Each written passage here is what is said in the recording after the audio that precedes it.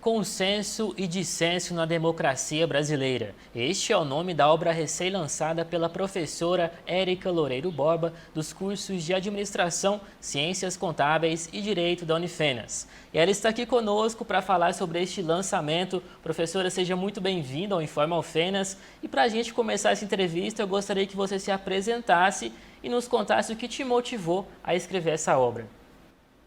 Olá, Gabriel. Agradeço o convite mais uma vez. Bom, a minha formação é em Direito e Administração Pública, então eu tenho sempre procurado trabalhar nessas duas vertentes. E para escrever esse livro, o que me inquietava bastante era buscar algumas análises, trazer um maior entendimento com relação ao exercício e o funcionamento da nossa democracia. Fala para a gente, professora, quais são os assuntos debatidos dentro de sua obra? Bom, para fazer essas análises, eu trabalhei a partir da análise de discurso, na qual eu utilizei todos os discursos de posse presidenciais da era democrática, então desde o governo Sarney até o governo Dilma, para tentar perceber como que é o funcionamento, né, desse discurso que se diz democrático, e para isso o foco maior foi no funcionamento do que a gente chama de língua política, né, que é essa língua falada nos ambientes da administração pública. E também falei sobre essa discussão sobre a capilaridade do poder, né, que é uma perspectiva, é um objetivo da democracia e que as análises apontaram que isso não vem ocorrendo no Brasil desde 1980, quando a gente se diz, né, então, um país mais democrático. Nós temos um trecho da live que foi realizada pela professora Érica no dia do seu lançamento. Olha só. É a questão da coalizão dos partidos, né? E aí você chega, às vezes, para um vereador, vamos pegar a nossa Seara Municipal, que a gente conhece, né? Os vereadores estão bem próximos de nós. Aí você chega, fulano, mas eu vi na votação, você votou ao contrário, você falou o tempo todo que ia fazer X e fez Y. Eu tive que votar com o partido. Então, cadê a democracia? Para que você escolheu se a pessoa ia seguir ou um grupo? Então, eu tinha que votar com o partido. Então, agora, entende? Então, isso são movimentos que a nossa democracia vai trazendo, que no final, vocês estão vendo que de democrático não tem nada, né? Quais pessoas participaram dessa live e qual que foi o intuito, a mensagem que você quis passar para elas? A ideia da live, né, além da divulgação em si do livro, eu tive a oportunidade de contar com muitos acadêmicos e também muitos professores que trabalham nessa perspectiva, né, de pensar a administração pública, seja pelo viés da administração, seja pelo viés do direito. Eu tive o prazer de contar com vários professores e membros da OAB, inclusive, então proporcionou uma discussão muito interessante. Um dos pontos que você discute na sua live é com relação ao regime democrático. Ele é efetivo atualmente? É uma pergunta muito interessante, né, Gabriel? Se a gente for pensar efetivamente, a nossa democracia não andou, ou não atualizou em quase nada. Né? Porque o que as análises mostraram?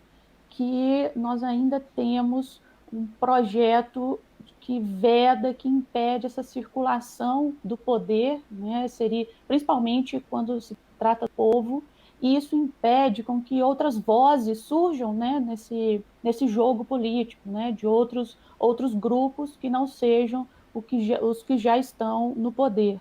E o que a gente percebe é um movimento de silenciamento dessas outras vozes. E se a gente for pensar, quando eu silencio outras vozes, silencio esse contraditório, fica mais fácil governar. Então, a gente vê que a nossa história democrática, ela não avançou muito nesse sentido de permitir que outros grupos tenham parte nessa seara, né, tenham voz na gestão pública. E se a gente for pensar, é curioso, porque o nosso próprio processo, né, até chegarmos à democracia, ele foi negociado. a transição democrática brasileira, que é um paradoxo total, né? A transição democrática foi negociada. Os grupos falaram, olha, vai ser, vamos aos poucos, olha que coisa, né? Nós vamos fazer aos poucos, porque o povo não está preparado para a democracia. Como não, né? Então, nós vemos esse silenciamento em que sentido? Ao mesmo tempo, vamos dar voz ao povo, mas aí essa voz não necessariamente vai ser ouvida, e então fica nessa questão. E só um parênteses aí, o lema que gerou, né, que foi a partir desse lema que a gente promoveu o processo de democratização, era vamos mudar para não mudar. Ou seja, a gente vai mudar, dizer que agora somos o país democrático, e o não mudar no sentido de vai continuar o poder restrito a pequenos grupos que vão negociando ali nesse cenário político. Você citou agora a palavra povo, que é bastante utilizada, né, nos discursos políticos. Se refere a um tipo de consenso, uma massa indivisível da população?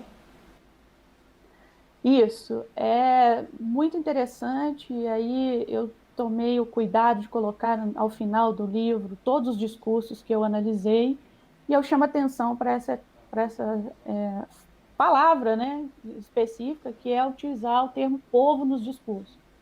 Né?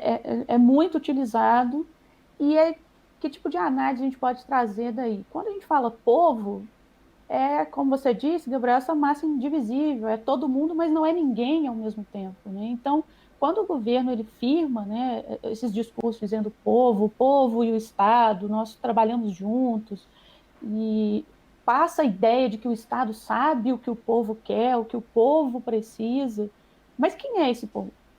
Então, quando eles tratam a sociedade, né, como um grupo uniforme, é justamente uma forma de silenciamento desse contraditório. Então, o povo, cada grupo, né, que compõe a nossa sociedade, tem demandas específicas, tem particularidades que o Estado tem que tratar.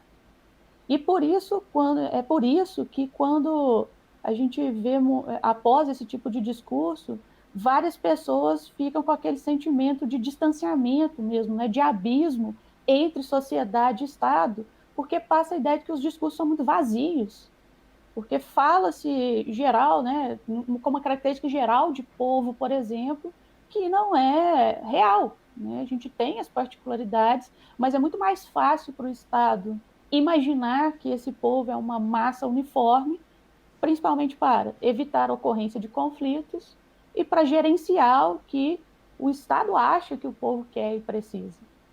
Professora, para a gente estar chegando na reta final dessa entrevista, eu queria que você nos dissesse quais os próximos passos que você espera com o lançamento do seu livro alcançar cada vez mais pessoas. Sim, a ideia é essa, né? Acho que todo mundo que escreve, a gente espera que o maior número de pessoas consiga ler, né? E discutir esse tema, porque a nossa democracia, assim como as democracias no mundo, estão sendo muito ameaçadas, então nós precisamos aprofundar essa discussão e fomentar o que eu chamo de, pela perspectiva discursiva, de furos, né? Quebrar essas regularidades de silenciamento para que a gente promova, busque espaços de dissenso, que não significa ficar brigando porque uma ideia é contra a outra, mas a possibilidade de que outras ideias, de que outros grupos também apareçam na nossa cena política. Professora, muito obrigado pela sua entrevista. Foi um prazer tê-la aqui conosco no Informa Alfenas. E sempre que possível tiver alguma novidade, compareça, que a gente vai ser sempre receptivo a você. Muito obrigada, Gabriel. Um abraço a todos.